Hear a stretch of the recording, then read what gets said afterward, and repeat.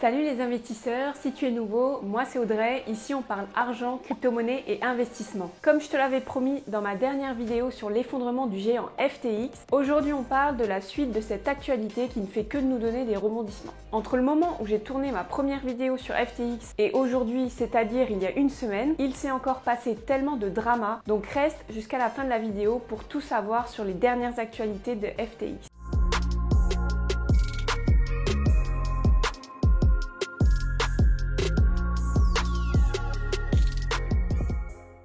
Je ne vais pas te rappeler ce qu'est FTX, tu as dû forcément en entendre parler si tu es dans le milieu de la crypto-monnaie, mais si jamais ça t'intéresse, je t'invite à aller voir ma vidéo sur le sujet. Je te fais un résumé assez rapide. FTX et Alameda Research ont été déclarés en faillite le 12 novembre 2022. Suite à cela, il y a eu pas mal de rebondissements et de conséquences, notamment sur la faillite de plus de 130 entreprises liées à Alameda Research et FTX directement. Comme je te l'avais dit dans ma dernière vidéo, il y avait pas mal de FUD et de fake news concernant toute cette histoire, notamment celle sur le fait que FTX avait conservé les retraits pour les clients aux Bahamas, car soi-disant, c'était suite à la demande des autorités locales. En fait, il s'avère que ça n'avait rien à voir avec le régulateur, et vu tous les tweets qu'il y a eu de SBF entre-temps, on peut se demander si c'était pas juste un move de la part d'SBF pour récupérer quelques fonds qu'ils pouvaient encore avoir sur la plateforme. Suite à cela, les autorités aux Bahamas ont bloqué tous les fonds de FTX. Bizarrement, dans la nuit qui a suivi la faillite officielle de Alameda Research et FTX, en pleine nuit, le site d'FTX aurait été hacké, ce qui aurait fait disparaître tous les fonds de tous les utilisateurs. Les fonds auraient été échangés par le hacker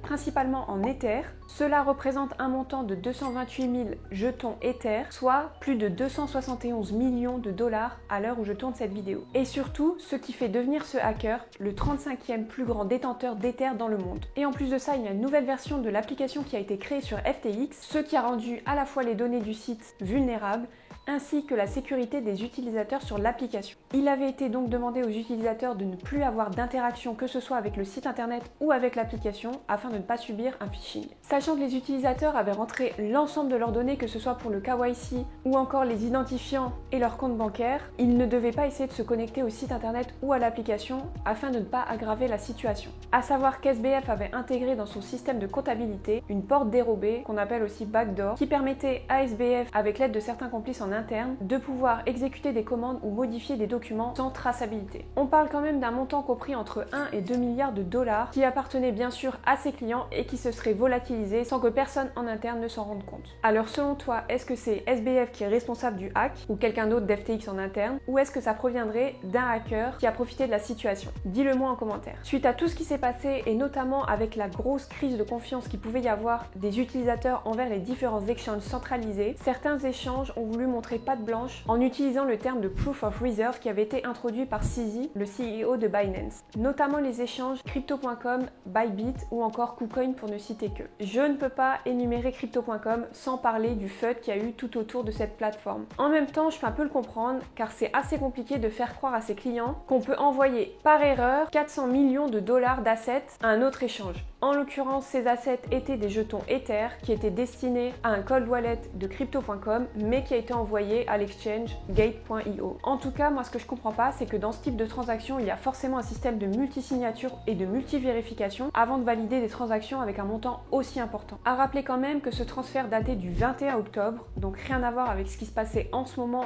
et la crise de confiance des utilisateurs, et que les fonds avaient bien été récupérés par Crypto.com. Avec tous les événements liés à FTX, cela a été très mal vu de la part de nombreuses personnes qui commençaient à parler du fait que c'était une tentative de fausser certaines Proof of Reserve et que c'était assez facile de le faire. Gate.io a aussi communiqué là-dessus en expliquant que lors de leur audit, ces fonds avaient été exclus du Proof of Reserve. Après, selon moi, pour Crypto.com, ils sont pas vraiment aidés car effectivement, il y a très peu de personnes pour les défendre. Et certaines personnes ont déjà changé d'avis et ça, on le voit sur Twitter où ils se sont excusés en disant qu'effectivement, ils avaient succombé au FUD et ils ont un peu revu leur discours. Après, je me dis qu'ils seront d'autant plus forts s'ils s'en sortent car ils auront bien résisté à toutes ces attaques. Effectivement, il y a eu des conséquences sur le cours du Chronos qui s'est effondré jusqu'à 0,052 $. Néanmoins, le cours est quand même remonté et là il commence à se stabiliser et le FUD semble s'atténuer. Après, il y a eu beaucoup de communication de la part du CEO Chris Marsalek, notamment en répondant à des amas ou d'autres interviews pour rassurer ses clients. Il y avait aussi un FUD sur la composition des cold wallets de Crypto.com avec certaines personnes qui accusaient l'échange d'investir dans des shitcoins. Sauf qu'en fait, ce qu'ils expliquaient après, c'est que les 20% de Shiba qu'ils détenaient, c'était les Shiba des clients et non pas des investissements que eux avaient réalisés. D'autres plateformes qui ont communiqué checker leur proof of reserve, comme Bybit par exemple, sont en train de réaliser d'autres audits beaucoup plus poussés, car le concept actuel de proof of reserve ne semble pas assez rassurant concernant la sécurité des fonds des utilisateurs. Dans le même sujet, on a CZ de Binance et Vitalik Buterin d'Ethereum qui sont en train de travailler sur un Merkle Tree Proof of Funds, c'est-à-dire une traçabilité des informations qui pourra être disponible à tous les utilisateurs. Je t'explique très rapidement le concept. Les Merkle Tree ou encore arbres de hachage vont totaliser toutes les données des transactions et générer des empreintes numériques. Ces données sont ensuite vérifiées et rendues publiques sur la blockchain, ce qui permet aux utilisateurs d'aller consulter ces données. Et dans ce cas précis, ça permettra aux utilisateurs de vérifier la stabilité de leurs fonds disponibles sur différents exchanges. Après, concernant ce qui s'est passé tout autour de cette histoire de l'effondrement d'FTX et de la crise de confiance des utilisateurs envers les échanges de crypto-monnaies, ça reste une situation profitable pour certains acteurs. Je pense notamment aux fournisseurs de cold wallet qui ont observé une forte croissance dans les ventes de leurs produits, mais aussi à d'autres exchanges, notamment avec Binance, qui utilise la technologie de Trust Wallet. D'ailleurs, suite à différentes tweets de CZ, le token Trust Wallet a atteint un nouvel ATH, à savoir que Trust Wallet appartient à Binance. Il y a aussi des enquêtes qui vont être réalisées, notamment par les États-Unis, concernant le rôle que CZ a pu jouer dans l'effondrement d'FTX et que pour l'instant, pour pas mal de monde, c'est assez controversé. Sachant qu'il y avait déjà un précédent entre FTX et Alameda, puisqu'en 2019, FTX venait de lancer sa plateforme Futures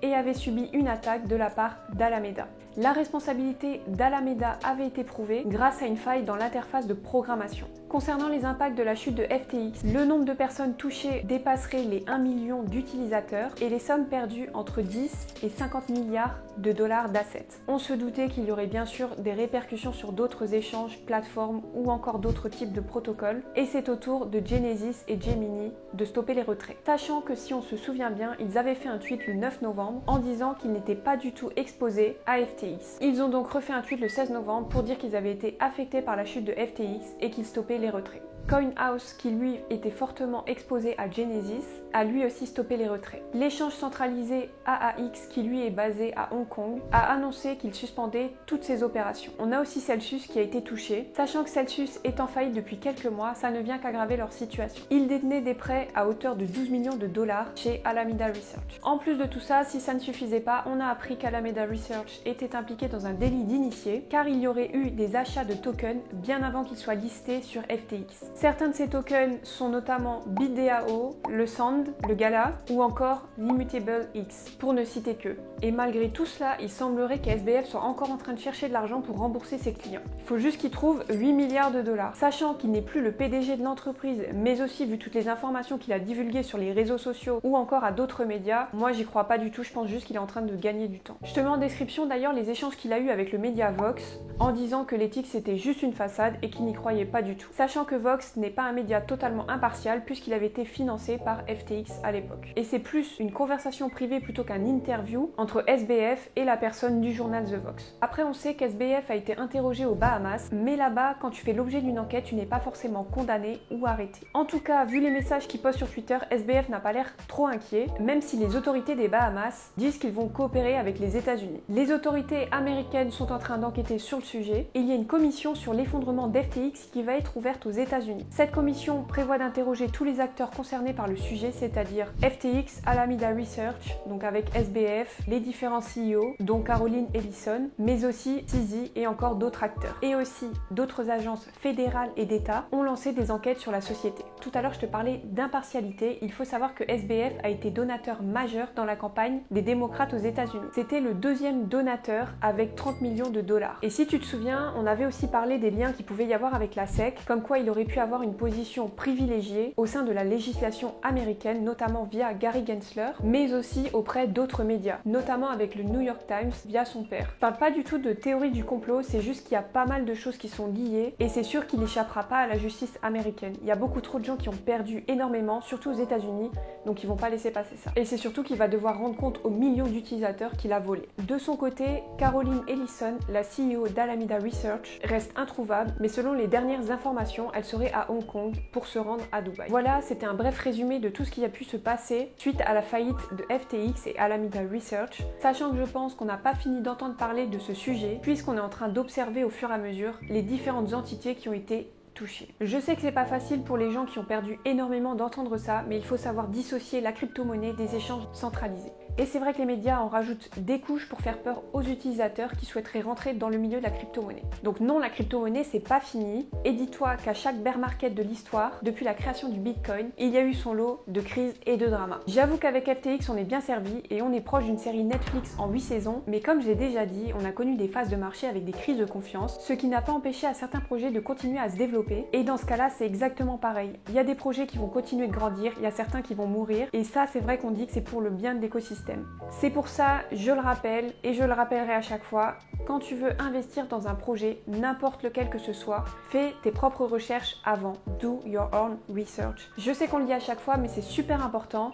Et surtout, à toi d'établir un plan de gestion des risques sur ce que tu veux investir. Certes, il y a pas mal de projets qui sont super intéressants, même au niveau de la tech, mais surtout, tu ne mets pas toutes tes économies là-dedans. Tu peux gagner beaucoup, mais tu peux aussi tout perdre. Dans ce cas-là, pour les gens qui avaient tout misé sur FTX, que ce soit sur le FTT ou qui avaient stocké tous leurs fonds sur la plateforme, s'ils n'ont pas réussi à retirer leurs fonds, ils ont tout perdu. Je le rappelle, je ne suis pas conseillère en investissement, mes vidéos sont à but informatif, donc à toi de te faire ton propre avis. Voilà, c'était Audrey, si cette vidéo t'a plu, n'hésite pas à t'abonner à ma chaîne. Tu peux aussi me suivre sur mes autres réseaux sociaux, les liens sont en description. N'oublie pas d'activer les notifications afin d'être au courant de mes dernières vidéos. Sur ce, porte-toi bien, à la semaine prochaine, à bientôt. Allez, ciao!